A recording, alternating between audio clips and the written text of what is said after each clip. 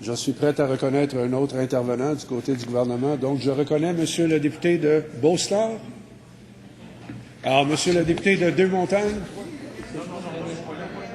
C'est moi. Monsieur le député de Deux-Montagnes, à vous la parole.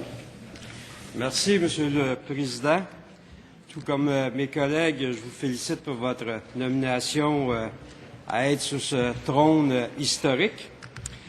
Et première intervention en tant que député, on est tous fébriles. Et j'entendais le député de Lévis tantôt parler de la réalisation d'un rêve. Je pense que c'est la même chose pour moi. C'est un rêve que je réalise aujourd'hui. Je m'y attendais pas. Ma première intervention, bien sûr, à titre de député de Deux-Montagnes, ça va être de remercier les électeurs et électrices, si vous permettez, Monsieur le Président, du comté, et leur indiquer que je vais tout faire pour bien les représenter et de répondre à leurs attentes. Je pense que, comme l'a dit la députée de Champlain, c'est notre premier rôle de répondre à nos citoyens. Merci également à tous les bénévoles qui ont travaillé à cette belle victoire. C'est vrai que nous allons parler de financement de partis politiques puis l'importance du financement des partis politiques, mais il y a une règle d'or. Avec des bénévoles, on peut faire une campagne sans avoir nécessairement des compagnies ou des attributs qui veulent notre victoire. Nous avons des bénévoles qui font en sorte que nous pouvons faire une campagne propre. C'est ce que nous avons fait dans Deux-Montagnes sans de financement ou d'élection clé en main. Je sais que la responsabilité est grande, car le comté de Deux-Montagnes a été représenté par des grands personnages. Avant la Confédération, il y a eu Louis-Joseph Papineau, et quand je suis rentré ici pour la première fois, j'ai distingué son visage sur la peinture au plafond. Donc, avant le début de la Confédération, Louis-Joseph Papineau était député de Deux-Montagnes. Depuis la Confédération, le deuxième premier ministre du Québec en 1873 et 1874, M. Gédéon Ouimet, était député également du comté de Deux-Montagnes. À l'aube de la Révolution tranquille, M. Paul Sauvé, précurseur de celle-ci, a été pendant 60 jours premier ministre du Québec et pendant 30 ans député de Deux-Montagnes. On se souvient effectivement de son célèbre « désormais » qui n'a pas pu réaliser faute de temps. Plus récemment, avant de devenir maire de la capitale nationale, M. Jean-Paul Lallier a été député de Deux-Montagnes de 1970 à 1976, par la suite Mme Hélène Robert. Et je termine, non pas dans l'ordre, mais pour moi il y a une très grande importance, avec M. Pierre de Bellefeuille, premier député du comté de Deux-Montagnes sous la bannière du Parti québécois de 1976 à 1985. À ce dernier, tout jeune que j'étais, j'ai été son attaché politique de comté pendant 8 ans. Donc, depuis 1976, je me suis intéressé à la politique et au développement de la région de la MRC de Deux-Montagnes. Aujourd'hui, le comté regroupe les villes de Deux-Montagnes et Saint-Eustache, culminant 47 000 électeurs. Les villes mentionnées font partie de la grande CMM, Communauté métropolitaine de Montréal. C'est donc une population jeune, avec de jeunes familles.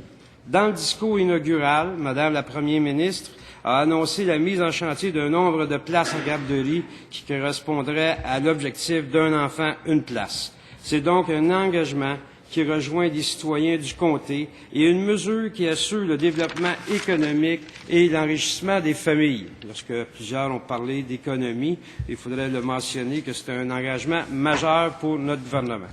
De même, le discours inaugural fait référence à prioriser le transport en commun de la grande région métropolitaine. Or, le comté de Deux-Montagnes est relié à Montréal par le train de banlieue, ce train qui connaît un très grand succès d'achalandage et la construction de stationnements incitatifs est un enjeu important pour les citoyens du comté de Deux-Montagnes. Le souci, dans le discours inaugural, de voir au développement du transport en commun associé au développement durable est porteur de développement économique. On semble l'oublier. À titre d'exemple, NovaBus, constructeur d'autobus urbains qui fournit pour l'ensemble des communautés de transport du Québec, est situé à Saint-Eustache. Nous avons dernièrement visité en accompagnant le ministre du Développement économique et technologique. Or, cette compagnie travaille à mettre au point un autobus entièrement mu par un moteur électrique innovateur assurant la pérennité de l'entreprise et des centaines d'emplois de NovaBus.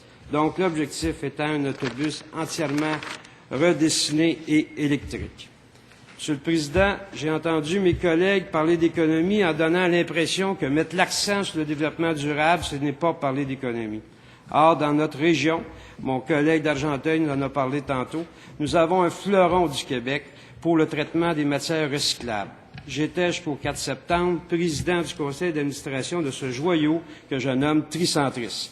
Tricentris est la propriété de 122 municipalités, traite 25 de toutes les matières recyclables du Québec, a 3 usines de traitement, une à Gatineau, une à La Chute, une à Terrebonne, un chiffre d'affaires de 22 millions de chiffres d'affaires et 225 employés. Actuellement, Tricentris a sur la planche à dessin la construction d'une usine de transformation du verre recyclé, innovateur, unique au Canada.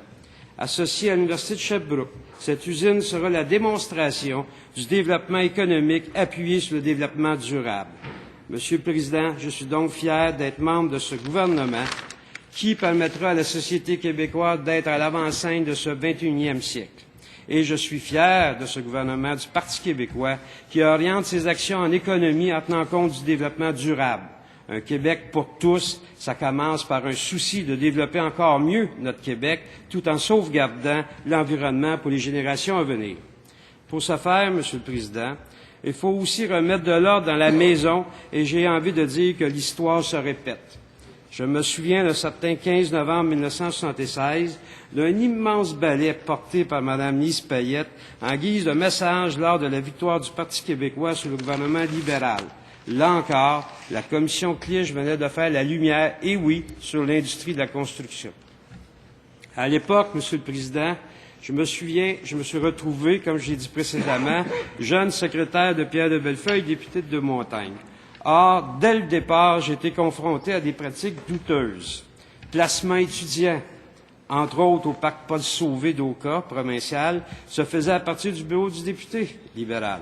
Bureau d'immatriculation des véhicules automobiles qui a changé de main lorsque le Parti libéral a pris le pouvoir en 1970. Les contracteurs de déneigement de routes dites provinciales, sous la direction du ministère des Transports, étaient inquiets suite à notre prise de pouvoir car ils étaient rémunérés selon un taux fixe du kilométrage sans nécessairement appel d'offres. Les kiosques, il faut s'en souvenir, les bureaux de vente de l'Auto-Québec avaient été sous la gestion d'individus d'entreprises sans cadre précis dans le choix des entreprises. C'est un gouvernement du Parti québécois qui a établi un système de pige au hasard parmi tous les étudiants intéressés pour l'obtention d'un emploi d'été. À chacun sa chance et non pas à chacun sa couleur politique. Le Bureau d'immatriculation des véhicules automobiles a été offert à un organisme parapublic tel la Chambre de commerce qui, aujourd'hui, gère encore ce bureau d'immatriculation, la Chambre de commerce Saint-Eustache-de-Montagne.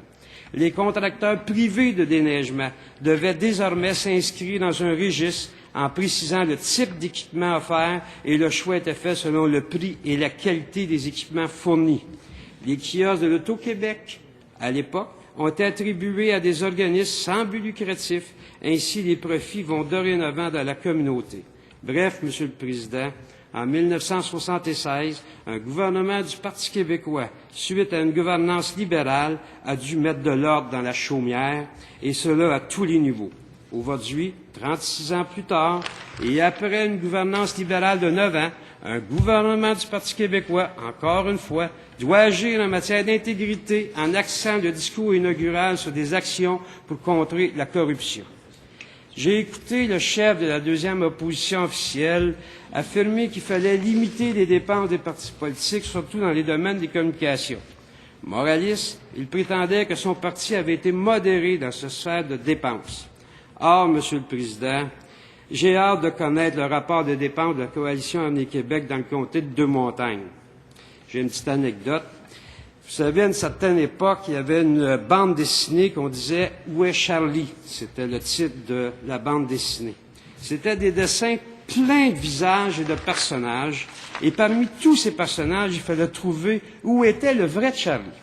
Eh bien, la dernière campagne électorale dans le comté de Deux-Montagnes était à cette image. Il y avait tellement de pancartes du candidat de la Coalition Avenir Québec qu'il fallait se mettre à chercher les quelques pancartes du PQ. C'était du 5 pour 1. La guerre des pancartes et le budget qui en dépend est le lot de la CAQ.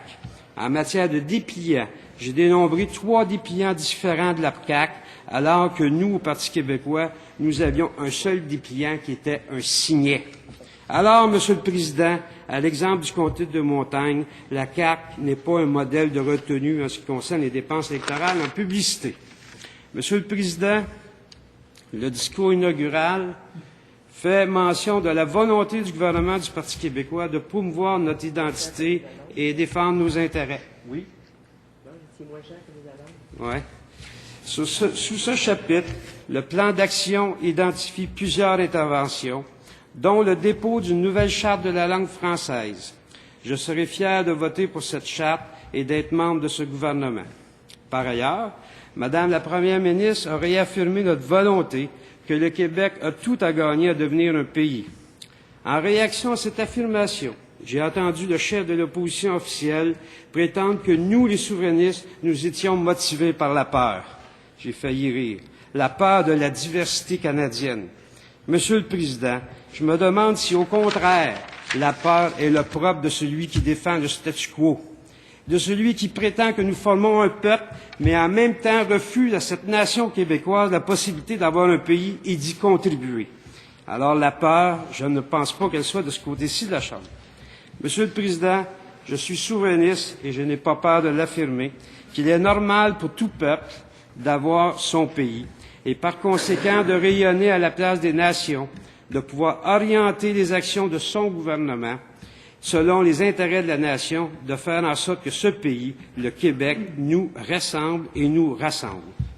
Monsieur le Président, je suis devant vous pour promouvoir l'idée d'un Québec libre et d'un Québec ayant le souci de préserver son environnement, finalement un Québec moderne. En terminant, Monsieur le Président, depuis le 4 septembre, j'ai vécu des moments exaltants et précieux pour moi.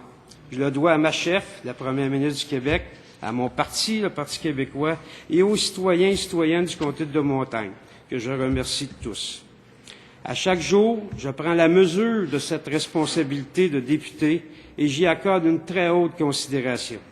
Soyez assuré, Monsieur le Président, fidèle à mon serment, que je serai là pour défendre les intérêts du Québec avec intégrité et avec toute l'énergie que je peux offrir.